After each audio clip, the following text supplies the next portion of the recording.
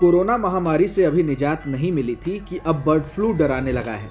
कई राज्यों में हुई अब तक लाखों पक्षियों की मौत के पीछे बर्ड फ्लू के कारण से सरकार की चिंता बढ़ गई है। पंजाब, मध्य प्रदेश और झारखंड ने बीमारी को लेकर अलर्ट जारी कर दिया है। पक्षियों में बर्ड फ्लू की पुष्टि के बाद एक बार फिर बीमारी ने गंभीरता को नए सिरे से समझने का मौका दिया है। इन परिस्थितियों में बर्ड फ्लू के बारे में जान लेना खुद को सुरक्षित रखने के लिए बहुत जरूरी है। आइए आपको बताते हैं बर्ड फ्लू के बारे में। आखिर यह बीमारी है क्या, इसके लक्षण क्या हैं, किन लोगों को इस फ्लू से ज्यादा खतरा है और इसका इलाज क्या है। बर्ड फ्लू को एवियन इन्फ्लुएंजा भी कहा जाता है। ये वायरल संक्रमण है जो न सिर्फ पक्षियों को संक्रमित करता है बल्कि इंसानों के अलावा जानवरों को भी संक्रमित करता है। एवियन इन्फ्लुएंजा सबसे ज्यादा पक्षियों के लिए खतरनाक होता है और संपर्क में आने वाले इंसानों और जानवरों को आसानी से संक्रमित कर सकता है। फिलहाल इंसान से इंसान तक वायरस के फैलने की पुष्टि नहीं हुई है। फिर भी कुछ विशेषज्ञों की चिंता महामारी के खतरे को लेकर है। इन राज्यों में बीमारी से पक्षियों की मौत के मामले। राजस्थान, हिमाचल प्रदेश और केरल ने सोमवार को बर्ड फ्लू की पुष्टि की। सैकड़ों पक्षियों की मौत के पीछे बर्ड फ्लू को कारण माना गया है।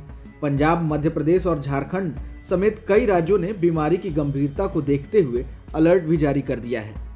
हिमाचल प्रदेश में कांगड़ा जिले के पोंग डैम जलाशय के पास 2300 प्रवासी पक्षियों की मौत हो गई। एहतियात के तौर पर राज्य सरकार ने जिले के कई इलाकों में पोल्ट्री के मारने, खरीद और बिक्री को बैन कर दिया। पशुपालन विभाग को बीमारी के फैलाव को रोकने के लिए रिस्पांस टीम का गठन करने का आदेश दिया गया है। केरल के अल्पुझा और कोट्टायम में भी बीमारी से 12,000 बत्तखों की जान चली गई। मौत के पीछे बर्ड फ्लू कारण था।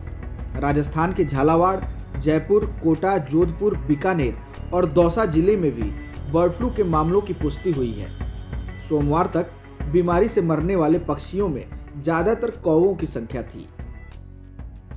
अब बताते हैं बर्ड फ्लू के लक्षण के बारे में।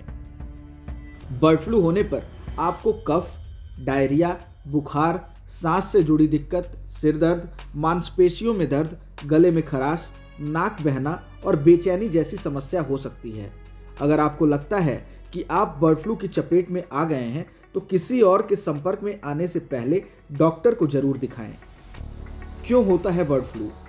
बर्ड फ्लू कई तरह के होते हैं, लेकिन H5N1 पहला ऐसा एवियन इन्फ्लुएंजा वायरस है जो इंसानों को संक्रमित करता है। इसका पहला मामला 1997 में हांगकांग में आया था। उस समय बर्ड फ्लू के प्रकोप को पोल्ट्री फार्म में संक्रमित मुर्गियों से जोड़ा गया था। किन लोगों को है खतरा?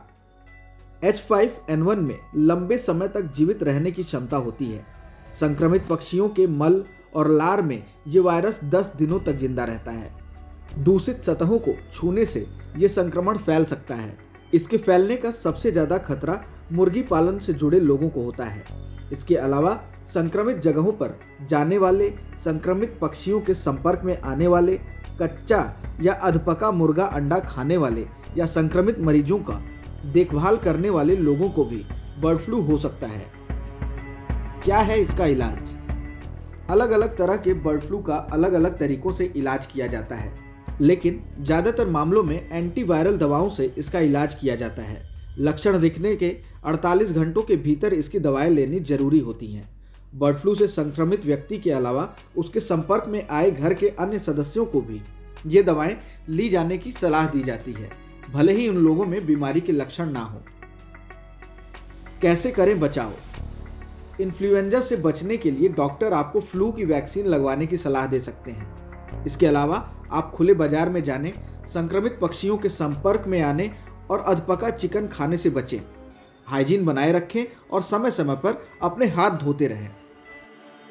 फिलहाल इस वीडियो में इतना ही। अगर कोई सवाल और सुझाव है तो हमें कमेंट बॉक्स में जरूर बताएं। देश और दुनिया की ताज़ा तरीन खबरों की अपडेट्स के लिए हमारे चैनल लोकमत हिंदी को सब्सक्राइब करना ना भूलें। अगर आप ये वीडियो फेसबुक पर देख रहे हैं तो हमारे पेज को फॉलो जरूर कर लीजिए।